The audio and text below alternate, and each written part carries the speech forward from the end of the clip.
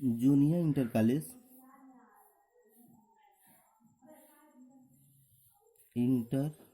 College Mehda Deoria, class 12 in organic chemistry.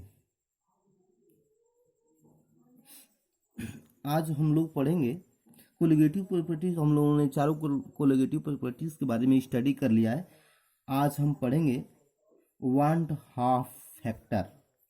Want half factor इसके बारे में पढ़ेंगे। इसको रिप्रेजेंट करते हैं आई से। अब बात आती है कि हम जानते हैं कि जो कोलिगेटिव प्रॉपर्टीज होती है वो डायरेक्टली प्रोपोर्शनल टू होती है quantity of solute. Quantity of the solute. Colligative property is directly proportional to quantity of the solute. माने सॉल्यूट का मान जितना ही ज्यादा होगा कोलिगेटिव प्रॉपर्टीज का मान उतना ही अधिक होगा। हम ये जानते हैं। चारों प्रॉपर्टियों की स्टडी हमने कोलिगेटिव प्रॉपर्टीज का स्टडी किया। जैसे अगर हम कोई बकेट ले रहे हैं, बकेट, और इसमें जो है हम अगर शुगर डालते हैं, शुगर डालते हैं, तो डालने के बाद हम जानते हैं कि शुगर का डिसोसिएशन नहीं होता है। शुगर का क्या है, ना ही डिसोसिएशन होता है ना ही एसोसिएशन होता है। उस कंडीशन में अगर हम 1 मोल डालते हैं इसमें तो उसका 1 मोल ही इसमें मौजूद रहेगा। ऑब्जर्व भी करेंगे तो उसका मान 1 ही मोल आएगा, और थियोरेटिकली हमने जो डाला है उसका भी मान 1 ही मोल है। लेकिन अगर इसी में हम NaCl डालते हैं तो ये 1 मोल डालते हैं, इसमें Na प्लस आयन में और Cl माइनस आयन में, अर्थात 1 मोल जो है Na का बना और 1 मोल Cl का बना। 1 मोल बना और हमने 1 मोल। अब देखें हमने कि हमने 1 मोल डाला, थियोरेटिकली इसमें 1 मोल डाला और वो बदल गया किस में, 1 मोल इसका और 1 मोल इसका, अर्थात 2 मोल में बदल गया।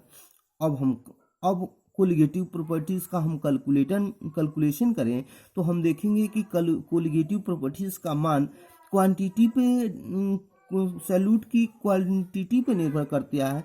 हमने जो डाला वो क्वांटिटी क्या हुआ, बढ़ गया, तो कोलिगेटिव प्रॉपर्टीज का मान भी बढ़ना चाहिए। तो थियोरेटिकली मैंने जो डाला 1 मोल, इसका मान 1 ही होना चाहिए, बल्कि इसका मान जो है, वैल्यू जो है 2 मोल हो गया। और जब 2 मोल हो गया तो हम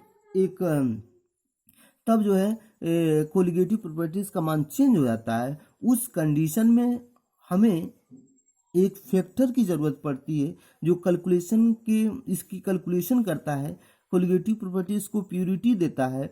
उस फैक्टर का नाम है want half factors. Want half factors उसका नाम है, जिसको आई से रिप्रेजेंट करते हैं।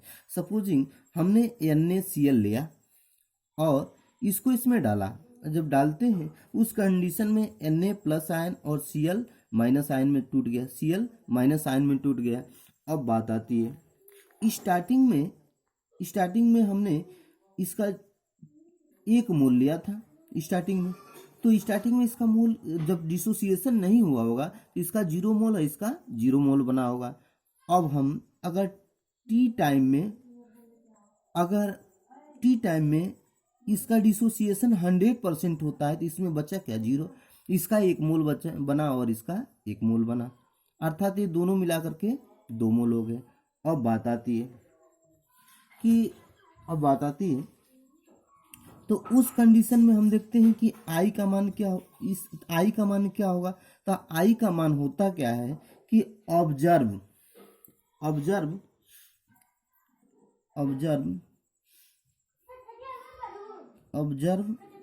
कोलिगेटिव प्रॉपर्टीज बटे theoretical colligative properties, theoretical colligative properties. तो ऑब्जर्व कितना आया, ऑब्जर्व हमने हमने जो है ऑब्जर्व कितना किया, 1 मोल इसका हो गया और 1 मोल इसका, अर्थात 2 मोल। अब बटे इसका इसका और थ्योरेटिकल कितना, तो हमने 1 ही मोल डाला था, इस प्रकार से इसका मान क्या हो गया, 2 हो गया। अब हम देखते हैं कि आई का मान 2 के बराबर है, अर्थात 1 से क्या है, बड़ा है, 1 से क्या है, बड़ा है। अब थोड़ी सी आगे बढ़ते हैं। अब इसी पे स्टडी हम थोड़ा सा करें, ये एक टेबल का है। जैसे हमने ये डिसोसिएशन, अर्थात इसका डिसोसिएशन हुआ है तो केस इसका एसोसिएशन भी होगा, उस केस का भी स्टडी करेंगे। तो हम यहाँ पे एक टेबल बना रहे हैं। जैसे आई इज किस कंडीशन में हमने ले रहे हैं, डिसोसिएशन, डिसोसिएशन के केस में ले रहे हैं। डिसोसिएशन के केस में आई का मान 1 से बड़ा होता है, आई का मान 1 से बड़ा होता है। अब आती है क्वांटिटी ऑफ सॉल्यूट, क्या होता है, तो क्वांटिटी यहाँ पे ले लें, quantity of the solute, quantity. एक और टेबल बनाए और यहाँ पे कोलिगेटिव प्रॉपर्टीज नाम दे, और यहाँ पे एक और line molar mass, molar mass. थोड़ा सा आगे बढ़े, हम देखते हैं कि आई का मान 1 से बड़ा हो रहा है। हम देखते हैं ये क्वांटिटी ऑफ सॉल्यूट का मान इसमें क्या हो रहा है, बढ़ रहा है। तो जब क्वांटिटी ऑफ सॉल्यूट का मान बढ़ रहा है, इसका मान वैल्यू कितना हो रहा है, हमने 1 डाला था, ये 2 हो गया है, तो क्वांटिटी ऑफ सॉल्यूट का मान क्या हो रहा है, बढ़ रहा है।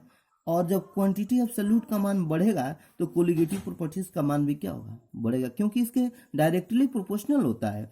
अब मोलर मास की बात आती है, तो मोलर मास क्या होगा, मोलर मास का मान, इसकी वैल्यू निकालेंगे, मॉलिक्यूलर मास की जो वैल्यू निकालेंगे उसका मान क्या होगा, घटेगा, मॉलिक्यूलर मास की वैल्यू क्या होगा, घटेगा।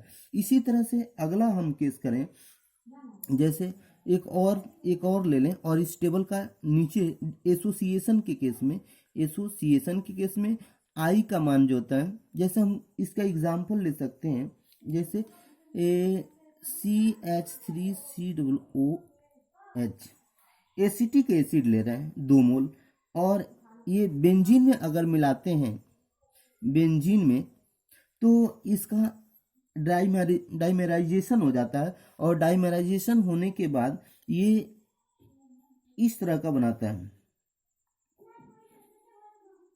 इस तरह का, इस तरह का बनाता है, डाइमेराइज हो गया, अर्थात इसका 1 मोल हो गया। उस कंडीशन में क्या होगा कि अब देखेंगे, इसमें आई का मान निकालें 1 फैक्टर, तो ऑब्जर्व वैल्यू का मान कितना हो रहा है, ऑब्जर्व वैल्यू का मान 1 हो रहा है, और इसमें कितने ऑब्जर्व, और इसमें कितने मोल डाले हैं, तो 2 मोल डाले हैं, तो उस कंडीशन में इसका मान क्या, 0.5, मैंने 1 से छोटा हो रहा है, मतलब आई इज लेस देन 1। उस कंडीशन में एसोसिएशन के केस में आई का मान 1 से छोटा होगा। अब देखते हैं कि क्वांटिटी तो हमने डाला ज़्यादा, और वो क्वांटिटी हो गया कम। जब क्वांटिटी का मान कम हो गया, अर्थात क्वांटिटी ऑफ सॉल्यूट का मान क्या हो रहा है, घट रहा है, और तो ये इसके प्रोपोर्शनल होता है, तो कोलिगेटिव प्रॉपर्टीज का मान भी घटेगा। और मॉलिक्यूलर मास की बात करें, तो मॉलिक्यूलर मास का मान इसके तुलना में इसका मॉलिक्यूलर मास का मान बढ़ता है। उस कंडीशन में हम क्या करेंगे कि ये बढ़ता है। हम देखते हैं कि कोलिगेटिव प्रॉपर्टीज का मान मॉलिक्यूलर मास के एंटी प्रोपोर्शनल है, इस प्रकार से हम ये पूरा टेबल का स्टडी कर लिया मैंने। अब बात आती है थोड़ा सा कि और आगे ये जाने कि आई को हम इस तरह से डिफाइन कर सकते हैं कि आई का मान जो होता है, observe colligative properties, observe colligative properties बटे थ्योरेटिकल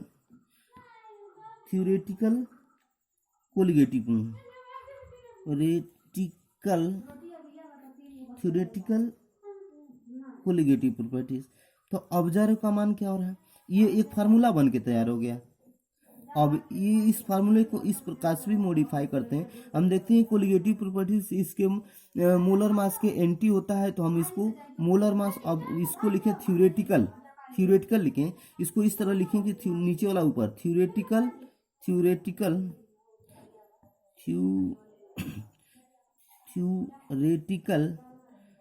क्या थ्योरेटिकल क्या मोलर मास ना, थ्योरेटिकल मोलर मास बटे ऑब्जर्व मोलर मास बटे ऑब्जर्व मोलर मास हुआ, मोलर मास है ना। इस प्रकार से एक फार्मूला हो गया ये। और थोड़ी सी आगे बढ़ते हैं तो हम देखते हैं कोलिगेटिव प्रॉपर्टीज का स्टडी करें, कोलिगेटिव प्रॉपर्टीज का। तो हमने 4 कोलिगेटिव प्रॉपर्टीज के बारे में स्टडी किया था। पहला नंबर था RLVP, जिसका मान आई, इसका मान होता था XXB। दूसरा था डेल TB, इसका मान होता था KB/M। तीसरा था delta TF, depression in freezing point जो था KFM, in elevation in boiling point था ना, और RLVP था। उसके बाद चौथा जो था ऑस्मोटिक प्रेशर, हम इसको ऑस्मोटिक प्रेशर के नाम से इसको पाई से डिनोट करते थे, पाई इक्वल टू CRT था। अब इसमें जो है आई का मान अलग अलग केसों में अलग अलग आ रहे थे। तो कोलिगेटिव प्रॉपर्टीज को, इस फार्मूले को सही रूप देने के लिए आई का जो हमने कैलकुलेशन किया था उस आई का मान उठा करके यहाँ पे रख दें, आई यहाँ पे, आई यहाँ पे, आई यहाँ पे और आई यहाँ पे, तो ये चारों फार्मूलों का मॉडिफिकेशन हो जाता था और इसका यूज हम करेंगे तो ये एक्चुअल वैल्यू प्राप्त होगी इस प्रकार से। अब अगला केस है, अगर किसी सैल्यूट का ना तो डिसोसिएशन हो, नोट हम लिख सकते हैं कि अगर किसी सैल्यूट का ना ही डिसोसिएशन हो और ना ही क्या हो एसोसिएशन हो, उस कंडीशन में आई का मान क्या होता है, हमेशा 1 होता है। तो लिखेंगे इफ नॉट डिसोसिएशन और not association of this solute the value of one of factors i equal to 1, हम लिख सकते हैं। नॉट दिस तो लिख लीजिएगा, इसको कंप्लीट कर लेंगे। इस प्रकार से नोट करके हम लिख सकते हैं। इतना वांट ऑफ फैक्टर्स हमारा कंप्लीट हुआ। इसके आगे जो टॉपिक्स बनेगा हम बनाएंगे, इसके बाद अगला चैप्टर जो होगा हम स्टार्ट करेंगे ना। आप इस नोट को लिखेंगे कि लिखेंगे क्या, यदि किसी सैल्यूट का ना ही डिसोसिएशन हो ना ही एसोसिएशन हो, उस कंडीशन में आई का मान क्या होता है, 1 होता है। अर्थात ऑब्जर्व वैल्यू बटे थ्योरेटिकल वैल्यू का मान 1 और 1 होगा, जिसका मान क्या होगा, 1 होगा आई कंडीशन में।